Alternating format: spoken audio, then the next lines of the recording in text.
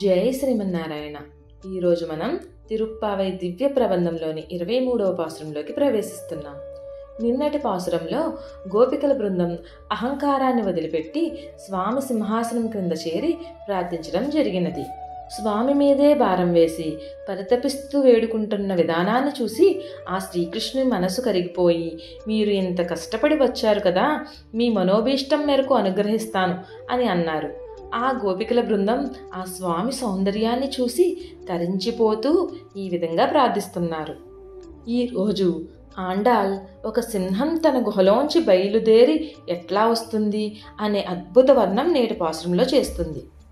వానాకాలంలో కొండ గుహలలో ఒద్దికగా నిద్రిస్తున్నటువంటి సింహం మేల్కొని టీవీగా చూసి జూలు విదిల్చి శరీరాన్ని చూపి గర్జించి రాజసంగా బయటకు వచ్చిన విధానంగా, ఓ అతసీ పుష్పపు వర్ణము గల పరమాత్మ, నీ భవనం నుండి అలా టీవీగా హుందాగా బయటకు వచ్చి లోకోత్తరమైన మనోహరమైన రాజసింహాసనం పైన కూర్చొని మమ్మల్ని కరుణతో చూసి మా కోరికను తీర్చాలి అని ఈ పాసురంలో పరమాత్మను ప్రార్థించడం జరిగినది.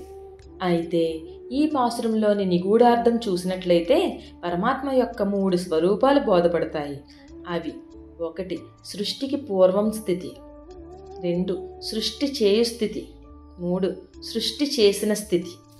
ఈ విధంగా శ్రీ లక్ష్మీ నరసింహస్వామిని సృష్టి ప్రళయ స్థితి నుండి కార్యస్థితికి వచ్చే పరమాత్మను గురించి వర్ణిస్తుంది ఈ పాసురం.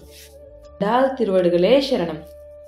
ఈ పాసురానుగుణంగా లక్ష్మీ నరసింహస్వామి ఒదిగి ఉన్న ఆండాల్ జడ శ్రీ ఆదికేశవ ఎంబేర్ మన్నార్ కోవిల నరసాపురంలో ఆండాల్ జడ అలంకరించబడి ఉన్నది.